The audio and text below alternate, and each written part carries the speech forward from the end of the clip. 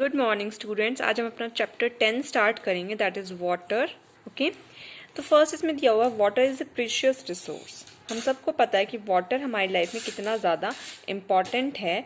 ये हमारी अर्थ का 2/3 पार्ट कवर करता है। ओके, 67% अर्थ पे वाटर है और बाकी पे क्या है, लैंड एरिया होता है आपका। तभी अर्थ को क्या कहा जाता है, ब्लू प्लैनेट कहा जाता है। ठीक है, लेकिन इसमें से सिर्फ 0.3% ऑफ वाटर ही हम ह्यूमंस क्या करते हैं, यूज करते हैं। बाकी जो 99.7% वो कहाँ होता है, आपका ओशंस में, सोयल्स में, आइस कैप्स या फ्लोटिंग इन द एटमोस्फियर।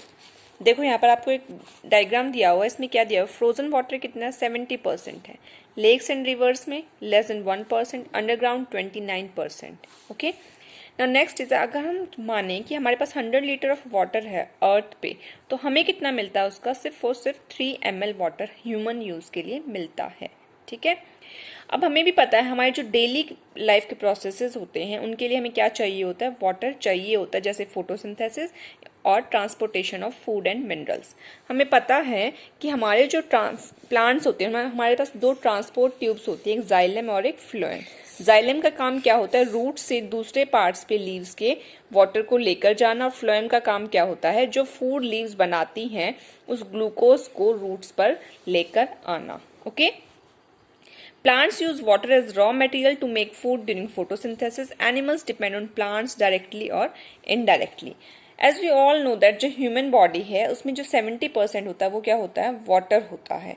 जो आई की हमारी ह्यूमन आई होती है उसकी जो मेम्ब्रेन है उसमें भी कितना है, 99.68% वाटर, और जो हमारे टिथ और स्केलेटन सिस्टम होता है उसमें कितना होता है, 2% वाटर होता है। ठीक है, अब जैसे कि हम सबको पता है कि जो गार्डनर्स होते हैं वो फर्टिलाइजर्स डालने के बाद क्या करते हैं, पानी देते हैं। ठीक है, पानी क्यों देते हैं, क्योंकि जो फर्टिलाइजर्स होते हैं वो सॉयल जो है तभी एब्जॉर्ब करेगी जब वो वाटर में फर्टिलाइजर्स डिजॉल्व होंगे। ओके, ह्यूमन बींग्स में वाटर कैसे हेल्प करता है, डाइजेशन ऑफ फूड में, और जो ब्लड सर्कुलेट हमारी बॉडी में करता है। ब्लड में भी क्या होता है, हमारे पास वाटर होता है, जिसकी हेल्प से जो डाइजेस्टेड फूड होता है वो एक पार्ट से दूसरे पार्ट पे जाता है। ओके, और ब्लड भी एक पार्ट से दूसरे पार्ट पे जाता है। दूसरा क्या है, ब्लड का काम क्या होता है, ब्लड में क्या होता है, वाटर होता है, तो इनडायरेक्टली वाटर का काम क्या होता है, वेस्ट मटेरियल को बॉडी से बाहर निकालने का काम भी किसका होता है, वाटर का होता है। अब वाटर के यूजेस क्या क्या होते हैं, डोमेस्टिक यूज, एग्रीकल्चर यूज और इंडस्ट्रियल यूज। अब पूरे वर्ल्ड में जो वाटर का 70% यूज किसमें होता है, एग्रीकल्चर में, 8% डोमेस्टिक में, 22% इंडस्ट्रियल में। ये जो लो एंड मिडिल इनकम कंट्रीज है उनका दिखाया गया है, 82% एग्रीकल्चर यूज, 8% डोमेस्टिक यूज और 10% इंडस्ट्रियल यूज। और हाई इनकम कंट्रीज का क्या दिखा रखा है, 59% एग्रीकल्चर यूज है, 30% industrial use and 11% domestic use.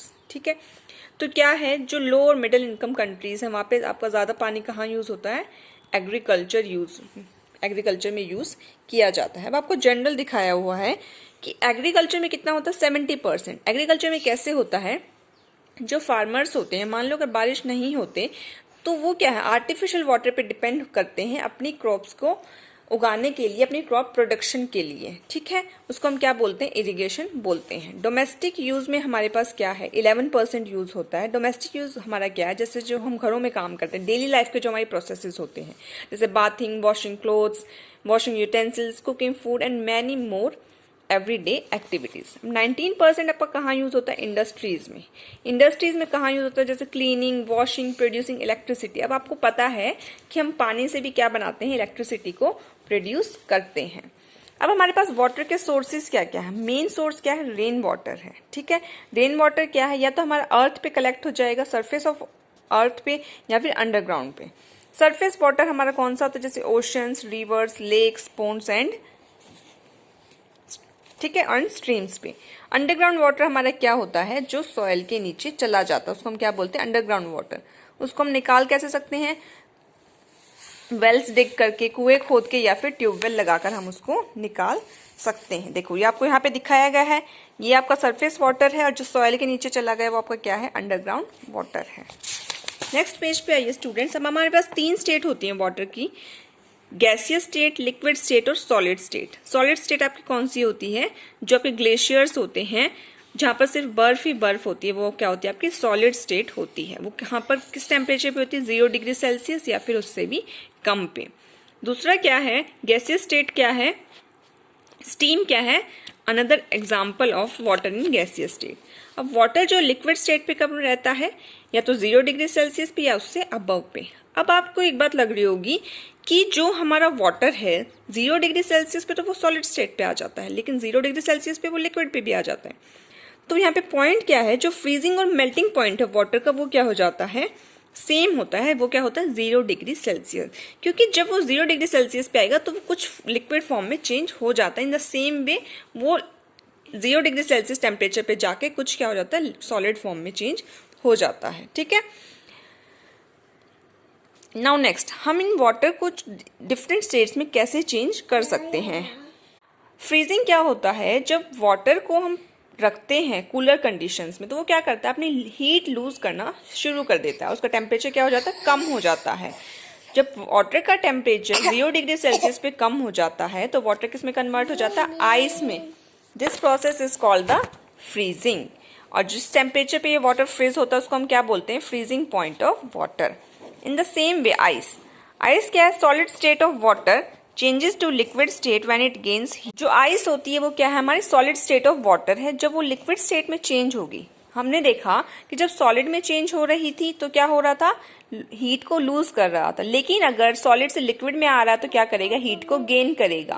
अब ये हीट कहाँ से आएगी, इसके पास सराउंडिंग से आएगी और टेम्परेचर कहाँ पहुंच जाएगा, 0 डिग्री सेल्सियस या उससे ऊपर होगा तो आइस किसमें कन्वर्ट हो जाएगी, वाटर में कन्वर्ट हो जाएगी। This process is called the melting or the fusion. The temperature at which ice melts is called the melting point of ice. ये यहाँ पे एक पॉइंट देखिए इंपॉर्टेंट है, the freezing and melting point of water is same, that is 0 degree Celsius. Next page पे आइए students, condensation. Condensation क्या है, जब हम वाटर को गैसियस स्टेट में चेंज करेंगे, किससे, लिक्विड टू गैसियस में। ठीक है, when it is cooled. When water vapors in the air come in contact with a cooler surface, they loses the heat and their temperature decreases. And water vapor changes into water. This process is called the condensation.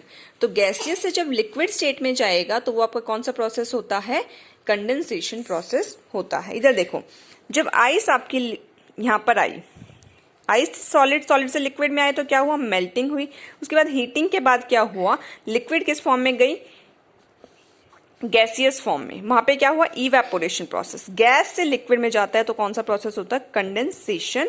और liquid से solid में जाएगा तो freezing. ठीक है, तो यहाँ पर कंडेंसेशन क्या है आपका, गैसियस से लिक्विड स्टेट में आने को हम क्या बोलते हैं, कंडेंसेशन प्रोसेस बोलते हैं। और वो क्या करेगा, हीट लूज कर देगा और टेम्परेचर उसका कम हो जाएगा। ठीक है, water vapours in the air are the result of evaporation of water from the resources and the plants. अब जो वाटर वेपर्स एटमॉस्फेयर में हमारे पास होते हैं वो किसकी वजह से होते हैं, इवेपोरेशन प्रोसेस की वजह से होते हैं। इवेपोरेशन क्या है, लिक्विड का गैसियस स्टेट में चेंज होना एंड हीट गेन करना। When water is heated, it gains heat and its temperature increases and water changes from liquid to gaseous state. इस प्रोसेस को हम क्या बोलते हैं, इवेपोरेशन बोलते हैं। अब जब हम वाटर को हीट करते हैं तो उसका टेम्परेचर क्या हो जाता है, कहाँ पहुँच जाता है, 100 degree Celsius. Water starts boiling and changes into steam. Okay, तो उस प्रोसेस को हम क्या बोलते हैं, जहाँ पर वाटर आपको बॉईल करना स्टार्ट करता है वो टेम्परेचर आपका क्या कहलाता है, बॉइलिंग पॉइंट कहलाता है, जब वो स्टीम में कन्वर्ट होता है। ओके, अब इवेपोरेशन और बॉइलिंग में फ़र्क होता है। क्या फ़र्क होता है, इवेपोरेशन जो है वो आपकी किसी भी टेम्परेचर पे स्टार्ट हो जाती है। जब आप देखते हो पानी को बॉयल करते हो, पानी को गर्म होना रखते हो तो क्या है, स्टार्टिंग में थोड़ी थोड़ी स्टीम उसमें निकलना शुरू हो जाती है, लेकिन वो बॉयल नहीं हो रहा होता। वो क्या हो रहा होता है, सिर्फ स्टीम प्रोड्यूस होती है। बॉइलिंग किस पे होगी, 100 डिग्री सेल्सियस पे होगी। But boiling of water occurs eight a fix temperature that is 100 degree Celsius.